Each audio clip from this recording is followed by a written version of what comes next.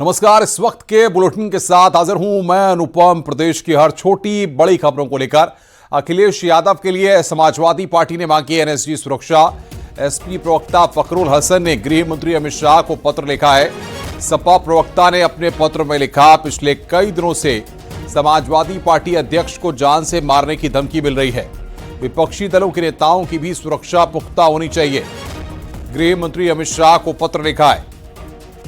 अमित शाह को पत्र लिखा गया है। अखिलेश यादव के लिए सुरक्षा की मांग की गई है। गृह मंत्री अमित शाह को पत्र लिखा गया है। बड़ी खबर यहां पर हम आपको बता रहे हैं। हमारे संवाददाता अलाउद्दीन इस वक्त हमारे साथ फोन लाइन पे हैं। अलाउद्दीन, पत्र लिखा गया है, क्या जानकारी उसमें दी गई है और किस तरह से धमकियां मिल रही हैं, इस बारे में कोई जानकारी दी गई है?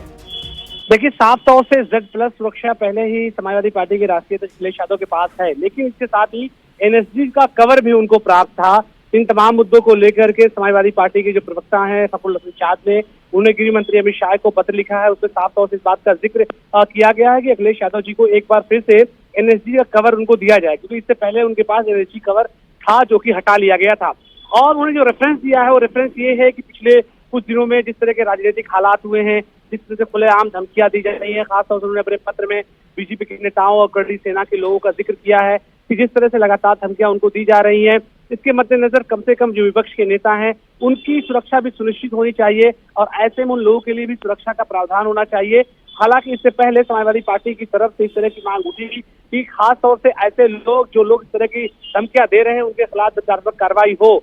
और इन तमाम पत्रों के जरिए से अमित शाह जी जो कि गृहमंत्री है देश के, उनकी तरफ ये पत्र भेजा गया है और मांग की गई है कि एनएसजी कवर एक बार फिर से उनको मुहैया कराया जाए। खासतौर से पिछले 15 दिनों का राजनीतिक घटनाक्रम जो रहा है, आगरा में जिस तरह के कुछ बयान आए हैं, पिछले दिनों बनारस में इस तरह का बयान आया जिसमें मारने पीटने या फिर खुलेआम कुछ लोगों ने वीडियो जो एक वायरल हुआ था जिसमें खुलेआम गोली मारने का जिक्र किया जा रहा था। इन तमाम चीजों को परिप्रेक्ष्य में रखते हुए, इन वीडियो का जिक्र करते हुए, इन वीडियो की कॉपी लगाते हुए देश के गृह मंत्री को यह पत्र भेजा गया है। अब देखने वाली बात होगी कि किस तरह से इसमें आगे क्या कदम उठाया जाता है। फिलहाल ये बड़ी बात है और बड़ी खबर है कि Z+ सुरक्षा के साथ साथ एनएसजी की सुरक्षा की मांग एक बार फिर से गरमाई है। इससे पहले आपको याद होगा कल आजमगढ़ गए। अलाउद्दीन की सबसे बड़ी बात यह है, जितने वीवीआईपी होते हैं उनका जो सुरक्षा घेरा होता है या उनका जो सुरक्षा को लेकर के प्रोटोकॉल है, वो प्रोटोकॉल बाकायदा सरकार के द्वारा डिसाइड है। ऐसे में किसको एनएसजी की सुरक्षा मिलनी है, किसको एनएसजी की सुरक्षा नहीं मिलनी है, किसको Z+ मिलनी है, किसको Y+ मिलनी है,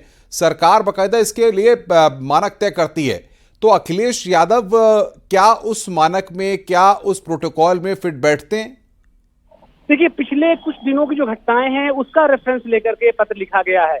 और खासतौर से आपको याद होगा रामजी लाल सुमन के बयान के बाद जिस तरह से समाजवादी पार्टी और खासतौर से जो है करणी सेना, दूसरे लोगों के बीच में कई जगहों पे हॉट टॉक देखने को मिली, कई जगहों में एक भिड़ंत सा माहौल बना और 19 तारीख को समाजवादी पार्टी के राष्ट्रीय अध्यक्ष अखिलेश यादव को आगरा जाना भी है, जैसा ये कार्यक्रम जारी हो गया है। तो ऐसे में इन चीजों के मद्देनजर खासतौर से समाजवादी पार्टी ने जो मांग रखी है, खासतौर से उनके प्रवक्ता की तरफ जो पत्र लिखा गया है कि अब खुलेआम इस तरह की बात होने लगी तो ऐसे में सरकार एक बार फिर से समीक्षा कर ले। और ये लोकतांत्रिक हक उन्होंने अपने पत्र में लिखा कि लोकतांत्रिक हक है हमारी मांग का, कि हालांकि Z+ सुरक्षा उनके पास है, लेकिन बिल्कुल बहुत बहुत शुक्रिया अलाउद्दीन आपका। वहीं अखिलेश यादव ने कल प्रेस कॉन्फ्रेंस में एनएसजी सुरक्षा को लेकर क्या कहा था, हम आपको सुनवाते हैं। देखिए, कंसर्न कुछ नहीं है। मैंने आपसे कहा कि रात को सुबह मुझे एक अधिकारी आए, बड़े एक सीनियर ऑफिसर थे वो एनएसजी के, वो मेरे पास आए। उन्होंने कहा कि आज से आपको एनएसजी नहीं मिलेगी। तो मैंने स्वीकार कर लिया कि एनएसजी नहीं मिलेगी। तो मैं नियत मंशा उसी तरह समझ गया था। बीजेपी ऐसा दल है, अगर उसकी एक आंख फूट रही हो और दूसरे की दो फूट जाए तो अपनी भी फोड़ सकते हो।